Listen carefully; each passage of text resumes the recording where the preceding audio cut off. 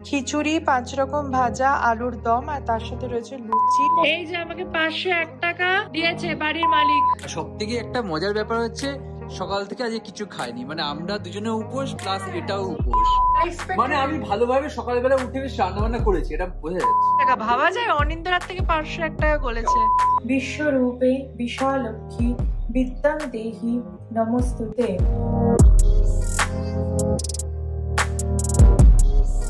Hello everyone, welcome back to my channel স্পন্দন। তোমাদের সবাইকে স্বাগত জানাচ্ছি আমার চ্যানেলের একটা ব্র্যান্ড নিউ ব্লগে। আর তোমরা আগের ব্লগে দেখেছিলে যে সরস্বতী পুজোর প্রস্তুতি আমাদের তুঙ্গে ছিল, সমস্ত ভোগ টোগ রান্না করা সবকিছু শেষ হয়েছিল। আর আজকে সেখান থেকেই ব্লগটা রিজিউম হচ্ছে। তো এখন পুরোপুরি এই যে আমি একদম সেজে গেছি পোচমপল্লী শাড়িতে, এটা সীমন্তিনী থেকে আমাকে পাঠিয়েছে, সরস্বতী পুজোর স্পেশাল। তো এবারে পুজোটা মেনলি শুরু করব। তো চলো পুজোটা আর বেশি কথা না বাড়িয়ে শুরু করি, কারণ সকাল থেকে কিচ্ছু খাইনি। এখন বাজে 2:20, ঠিক আছে? বুঝতে পারছো, সকাল 7টা থেকে সেই শুরু করা আছে সমস্ত কিছু, তো পুরো না খাওয়া। তো চলো আগে পুজোটা করি, ভালো করে অঞ্জলি দিয়ে তারপর আবার কথা শুরু করছি। এই হচ্ছে আমার ঠাকুরের থালা পুরো রেডি। এই যে এখানে হচ্ছে ঠাকুরের জন্য রয়েছে প্রথমেই খিচুড়ি, 5 রকম ভাজা, আলুর দম আর তার সাথে রয়েছে লুচি, পনির, ছোলার ডাল, পায়েস, এছাড়া 5 রকম ফল আর মিষ্টিগুলো এবার সাজাবো। তার আগে যে আমার আসনও পুরো রেডি হয়ে গেছে, ঠাকুরকে বসাতে হবে।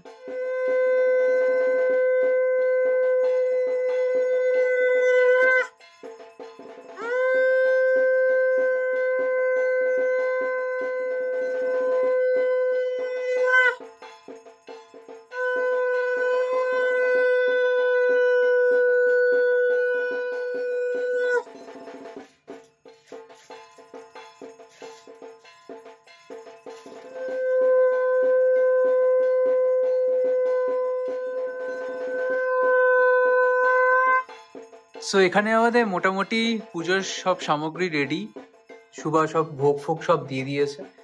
এই যে এই হচ্ছে ব্যাপার, জাস্ট পুজো করতে বসবে।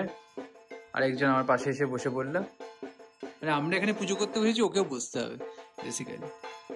আর সব থেকে একটা মজার ব্যাপার হচ্ছে সকাল থেকে আজকে কিছু খাইনি, মানে আমরা দুজনে উপোস প্লাস এটাও উপোস, মানে কিচ্ছু খাইনি আজকে। মানে ওর বিস্কিট দিয়েছি, যা খেয়ে খাওয়ারও কিচ্ছু খাইনি আজকে।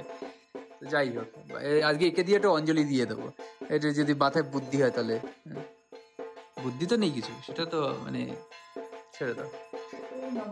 ওম সরস্বতী নমঃ। ওম তরুণ সকল মিন্দ বিভ্রান্তিং শুভ্রকান্তিং পূজ ভরণী মিতাঙ্গিং সন্নিঃসৌনাশ্রী তাজে নিজ করকমল্ল দলেক্ষ নিপুস্তক শ্রী সকল বিভো সিদ্ধ পাতু বাগ দেবতা নমো নমঃ। ভদ্রকাল্যই নমো নমঃ। বেদ বেদাঙ্গ বেদান্ত বিদ্যাস্থানেভ্য এব চ সরস্বতী মহাভাগে বিদ্যে কমললোচনে বিশ্বরূপে বিশালক্ষী বিদ্যাং দেহি নমস্তুতে। সরস্বত্যৈ নমো নিত্যং ভদ্রকাল্যৈ নমো নমঃ। বেদ বেদাঙ্গ বেদান্ত বিদ্যাস্থানেভ্য এব চ সরস্বতী মহাভাগে বিদ্যে কমল লোচনে বিশ্বরূপে বিশালক্ষী বিদ্যাং দেহি নমস্তুতে।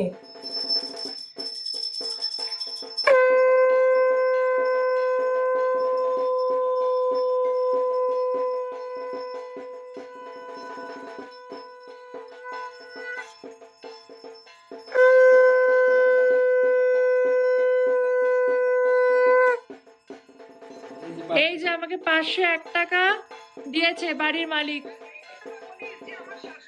এই যে শাশুড়ি মা ফোন করে ভিডিও কলে বললো অনিন্দকে যে পুরোহিত পুজো করেছে, চাঁদা দাও।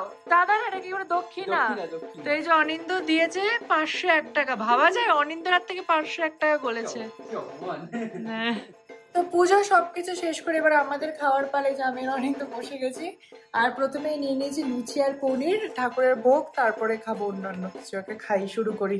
এসে গেছে তো নেক্সট ব্যাচ, খিচুড়ি, ভাজা, আলুর দম। সব কেমন হয়েছে বলো? খুব ভালো হয়েছে, মানে খুব ভালো হয়েছে, মানে আনএক্সপেক্টেড। মানে আমি ভালোভাবে সকালবেলা উঠে বেশ রান্না বান্না করেছি, এটা বোঝা যাচ্ছে। মানেটা কি? মানে হচ্ছে যাই না বাট অনেস্টলি খাবার সব পছন্দ হয়েছে। না খাবারটা সত্যি রান্না ভালো হয়েছে, নো ডাউট। ভালো রান্না করেছি। হ্যাঁ দারুন।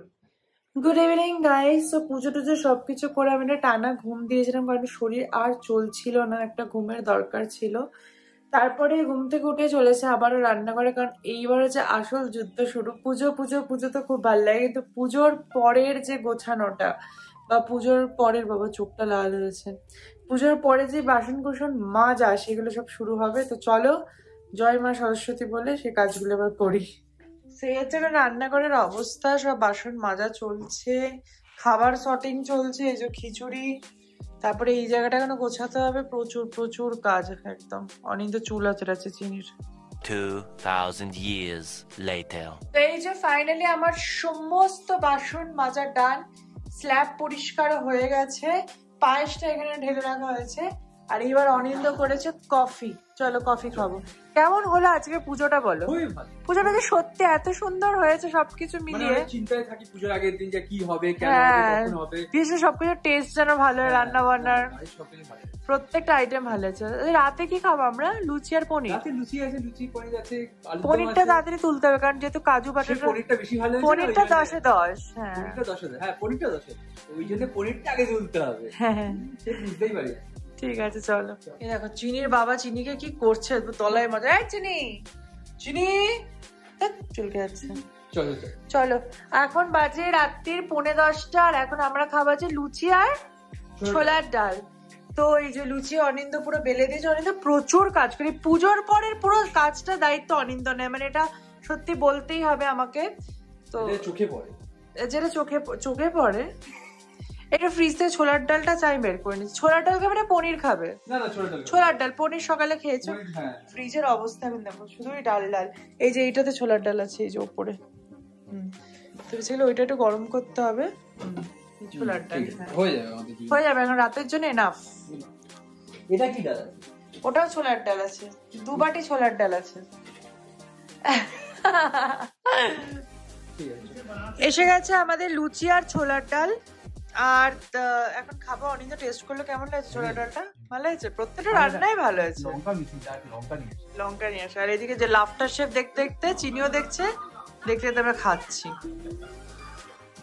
সো গাইস খাওয়া দাওয়া সমস্ত কিছু হয়ে গেছে, আর আমার শরীর দিচ্ছে না। এবার জাস্ট মনে হচ্ছে বিছানায় পড়েই ঘুমাবো।